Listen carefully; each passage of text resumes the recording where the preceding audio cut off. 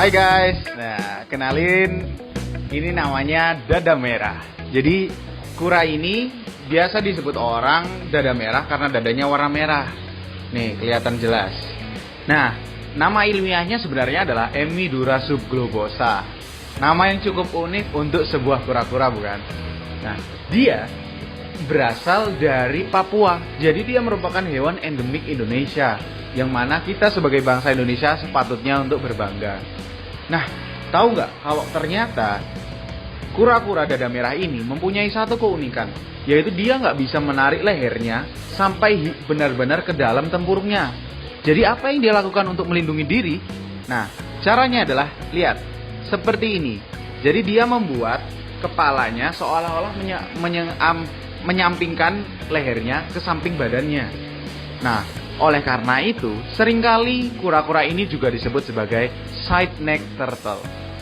Nah, sekarang aku mau jelasin nih, gimana sih caranya bedain kura-kura jantan sama betina. Banyak kan yang bertanya seperti itu. Nah, kita bisa lihat dari ekornya. Nih, ekor yang panjang menunjukkan bahwa ia adalah kura-kura jantan. Kita bisa lihat di sini ada kelamin jantannya, yaitu penis. Ya, kelihatan bukan? Nah, kalau untuk yang betina, biasanya ekornya yaitu lebih pendek daripada si jantan.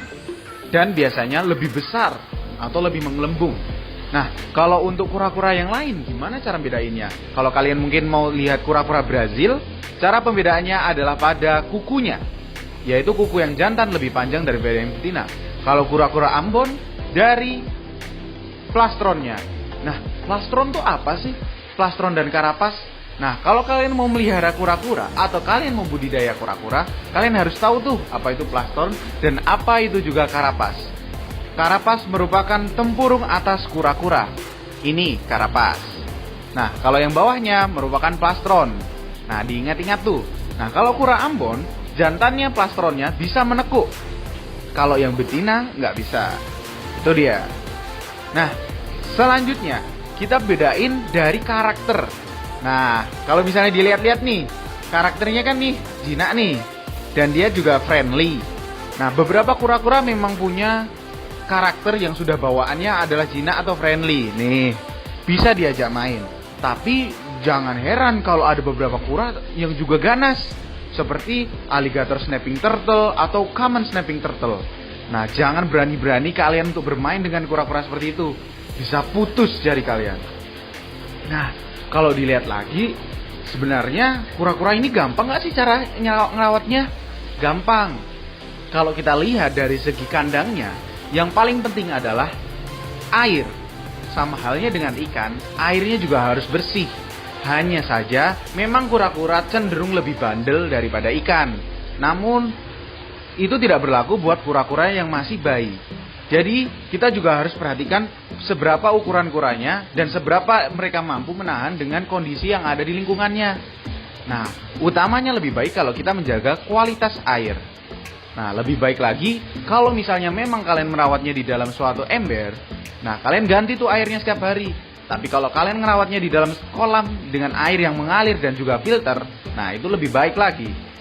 Nah, kalau untuk kura-kura seperti ini, kandangnya seberapa luas sih sebenarnya? Nah, sebenarnya yang paling penting adalah memberikan dia akses untuk bergerak.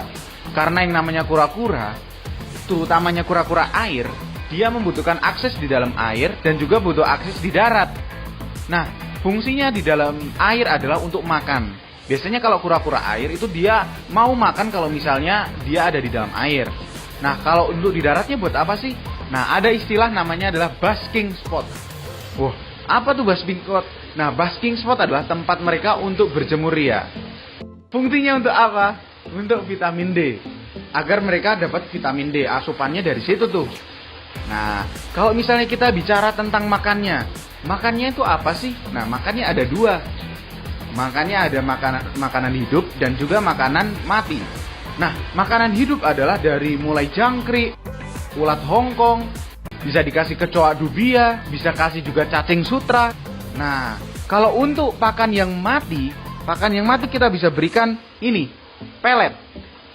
Kita bisa berikan pelet. Nah, Peletnya biasa saya beri takaran campuran dengan pelet kura dan juga udang kering. Nah, ini juga membantu dalam protein dia, udang kering.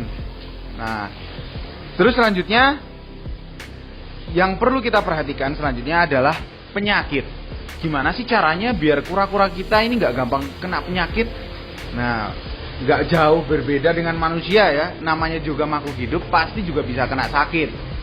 Yang pertama tadi yang sudah saya sampaikan yaitu airnya harus dijaga. Lalu kualitas udaranya. Kadang orang merawatnya di dalam akuarium tapi terlalu pengap hingga tidak bisa bernafas. Lalu yang juga sinar matahari itu paling penting. Kalau misalnya kalian ngerawatnya di dalam kolam indoor, bukan outdoor ya, yang nggak bisa terkena sinar matahari, kalian bisa bawa keluar setiap hari dijemur 15 menit.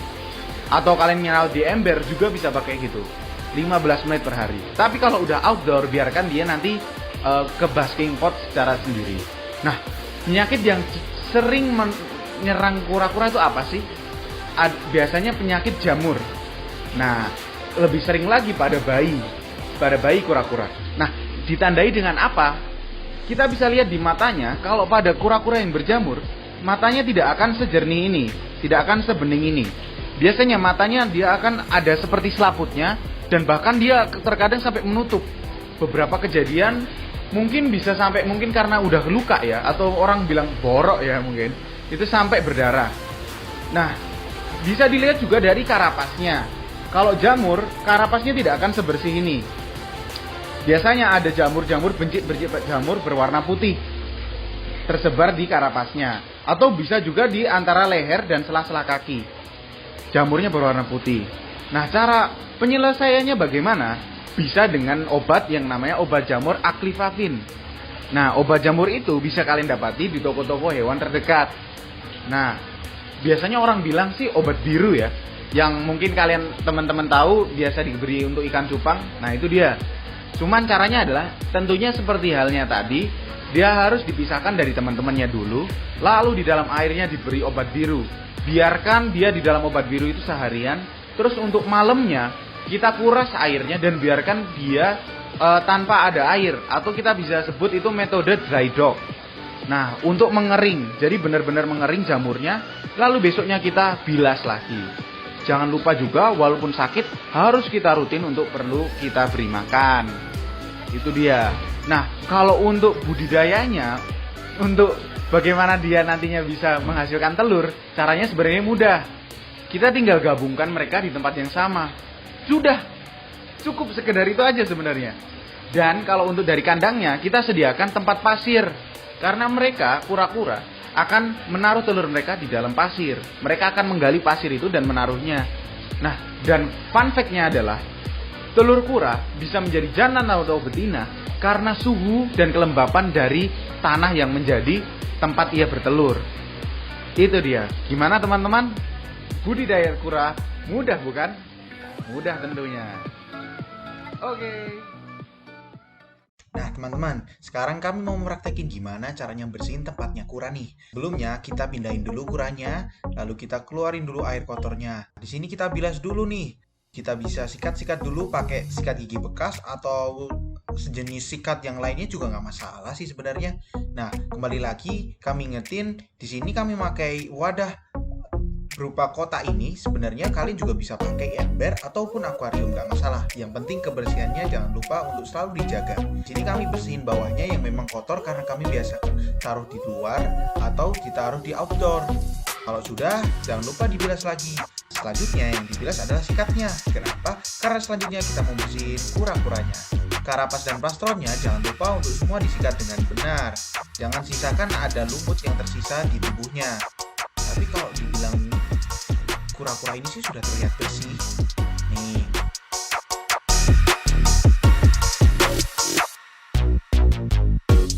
Nah, kalau sudah disikat, jangan lupa kita cek dulu kakinya, tangannya, kepalanya, ada jamur nggak di sela-selanya.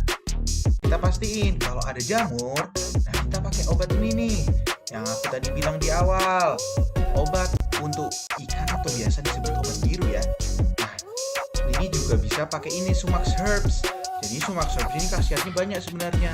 Nah, Ini lebih cocok lagi kalau buat kura-kura yang dia lagi nggak doyan makan tuh, yang lagi jual mahal lah bahasanya. Nah, bisa dikasih ini terus di air hangat terus diudah. Nah, kalau sudah selesai, kita bilas lagi kuranya sebelum ditaruh lagi di dalam ember untuk dikasih air. Nah, ini kita taruh di baknya lagi untuk diberi air. Kita beri di air jangan terlalu tinggi tapi juga jangan terlalu pendek, alias cukup. Kalau sudah kita beri makan dengan takaran yang tadi sudah disebutkan, yaitu kurang lebihnya sekitar 3 atau 4 kali suapan tangan.